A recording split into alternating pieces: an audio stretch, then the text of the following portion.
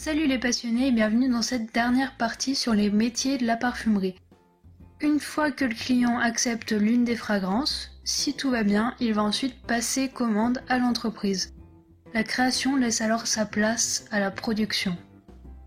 Une fois la commande passée, la pesée de la fragrance, en pur, se met en place. Ce sont les préparateurs en production qui vont aller chercher les matières premières et qui vont les peser dans des cuves plus ou moins grosses selon la commande. Ce peut aller de 1 kg à 1 tonne, voire plus. De nos jours, les préparateurs sont aidés par des robots de pesée qui pèsent précisément de grosses ou de petites quantités. Mais les préparateurs sont tout de même là pour vérifier et corriger les erreurs du robot si besoin. Une fois la fragrance pesée, terminée, elle est envoyée au contrôle qualité.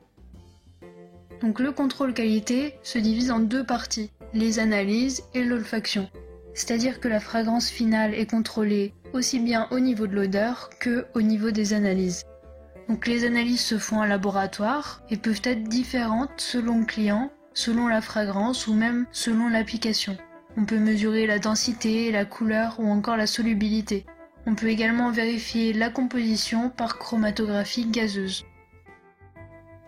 L'olfaction est aussi très importante. On vérifie que l'odeur correspond bien à ce qui a été envoyé au client ou du moins que les différences sont acceptables. Il faut savoir qu'il est quasiment impossible de pouvoir obtenir des odeurs identiques.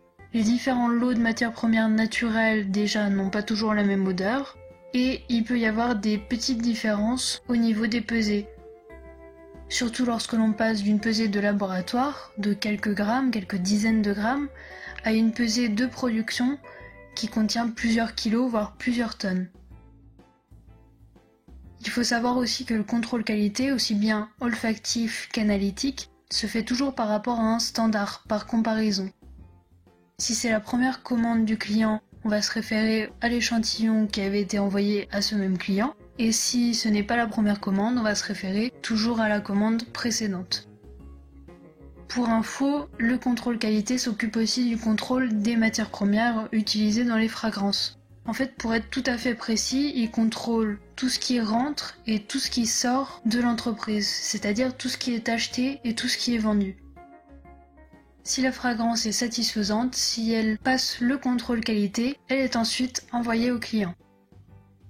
Bon, bien sûr, j'ai laissé de côté plein de métiers qui sont pourtant indispensables. Il faut bien sûr quelqu'un pour prendre les commandes, pour commander les matières premières, gérer les stocks, pour emballer, envoyer les commandes, gérer les livraisons, etc., etc., etc.